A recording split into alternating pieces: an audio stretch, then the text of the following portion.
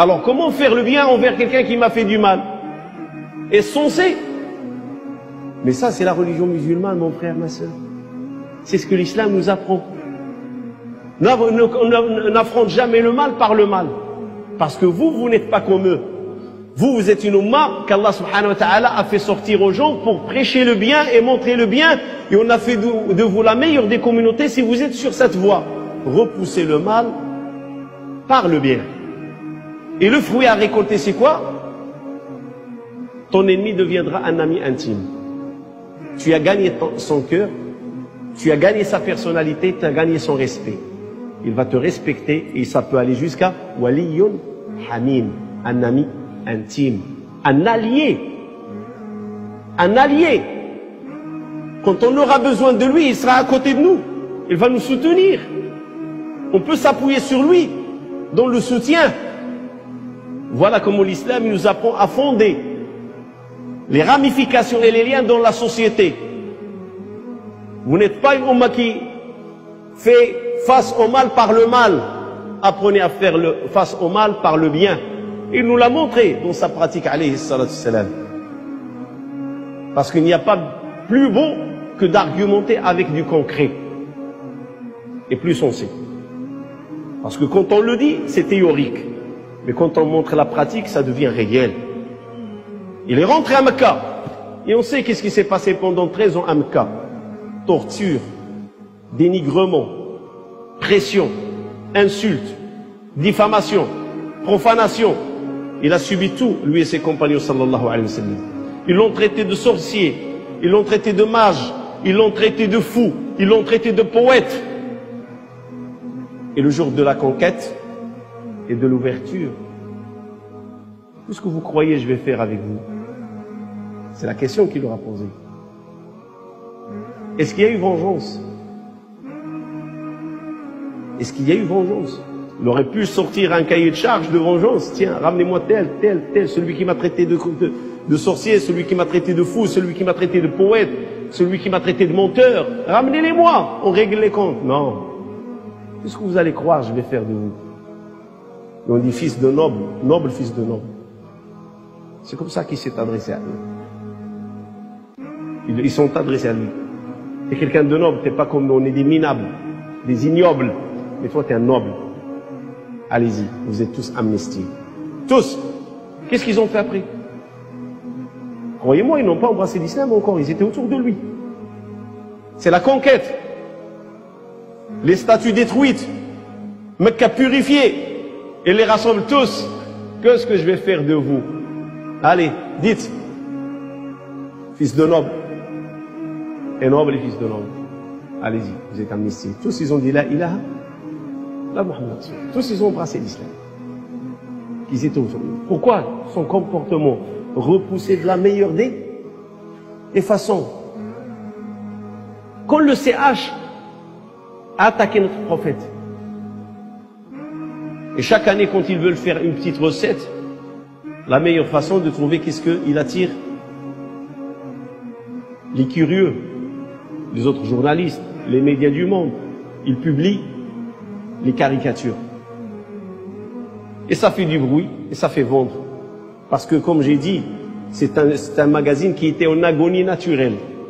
Il était sur le point de mourir. Et maintenant, il vient de ressusciter, revivifier. Malheureusement. À cause de qui? La règle dans l'islam, ceux qui assument les actes des fous, c'est leur famille. Et c'est pour ça que je ne veux pas rentrer comme imam.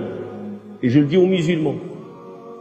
Ne rentrez pas dans la dimension de la conspiration et la dimension du complot.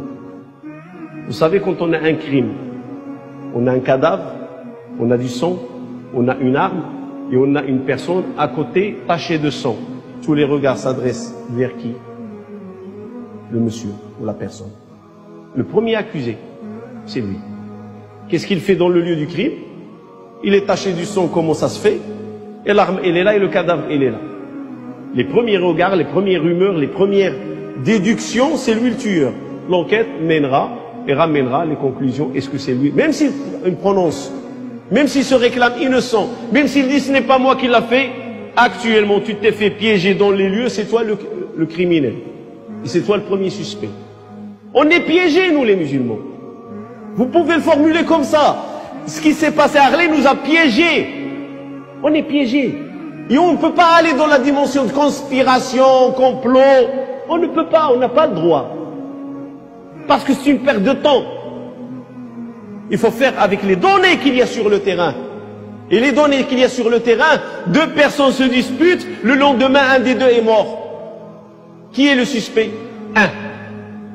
La personne avec laquelle c'est disputé. Charlie Hebdo était en dispute avec qui? Dès qu'on dit le CH, c'est avec qui? Qu'est-ce que ça veut dire pour le musulman? La profanation de notre prophète, la diffamation. Donc, si elle était en dispute avec nous, ben c'est normal que les regards s'orientent vers nous, bon gré, mal gré. Croyez-moi, même si vous n'étiez pas concerné et vous êtes musulman, vous allez dire, mais ça ne peut être qu'un acte d'un musulman. On est forgé comme ça, les humains. Le choc, il est là. Attendre l'enquête, ça c'est un autre sujet. Mais la réalité, elle est là sur le terrain. Et il faut faire avec la réalité. Ne perdons pas de temps. Parce que pour la perte de temps sur le complot, la conspiration, le stratège, je vais vous dire une chose, un verset coranique ou 2, ça suffit. Il complote et je complote et je suis le meilleur des comploteurs. C'est qui ça? Allah. Alors le complot, tu laisses à Allah subhanahu wa ta'ala. Ils sont dans le stratagème et je suis dans le stratagème. Et Allah est le meilleur des stratèges. C'est qui ça? Allah. C'est réglé. Ne perdez pas de temps sur cela parce que le monde invisible, tout ce qui se passe dans le monde invisible, laisse-le Allah subhanahu wa ta'ala, il le contrôle. Maintenant, restons dans les données du terrain. Et ce qui en est dans le terrain. Et ce qui en est dans le terrain, c'est la communauté musulmane qui est ciblée. C'est la communauté musulmane qui est voulue. Elle est dans la cage des accusés. Voilà la ligne. Quand ce CH il a attaqué notre prophète, on a défendu. Et on a défendu de la meilleure des façons, comme Allah il a dit, pousser de la meilleure des façons. Sans crier au meurtre, sans crier au sang, parce que ça n'a rien de sensé dans l'islam. L'islam condamne cela. On répond aux idées par les idées. On répond aux pensées par les pensées. C'est ce que l'islam nous enseigne. Ces gens-là, ils se sont moqués de notre prophète. Il y avait à travers la France des journées de mosquées ouvertes. Il y a à travers la France des conférences sur le prophète alayhi salatu salam.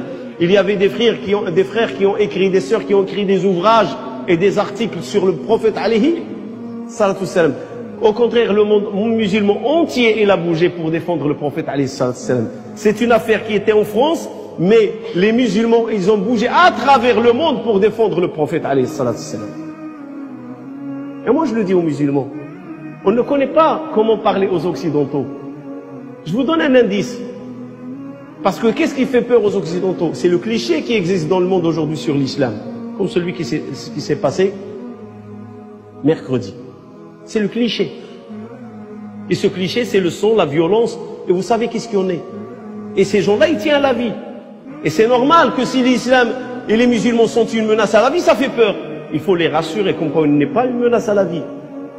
On n'est pas une menace à la société. L'âme est sacrée dans l'islam, on le connaît tous dans les valeurs de l'islam.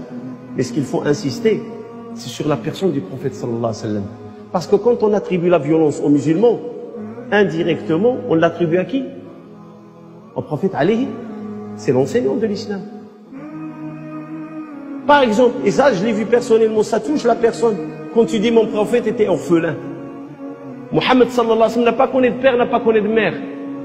Ce sont ses oncles, son grand-père qui ont pris soin de lui. Est-ce que vous croyez qu'un orphelin qui n'a pas connu ce sentiment maternel et paternel, et quand Allah il a élu, il est devenu prophète, il va être quelqu'un de mauvais, les plus doux, les plus sensibles, c'est qui? En général, c'est les orphelins parce qu'ils se sont privés dans la vie, en général. Et ils n'aiment pas voir souffrir. Et c'est ce qu'il était le prophète jusqu'au point qu'il a dit, celui qui prend soin d'un orphelin, moi et lui, on est deux comme ça dans le paradis. Comme ça. Moi et celui qui prend soin de l'orphelin. À ce point, il nous encourage. C'est cette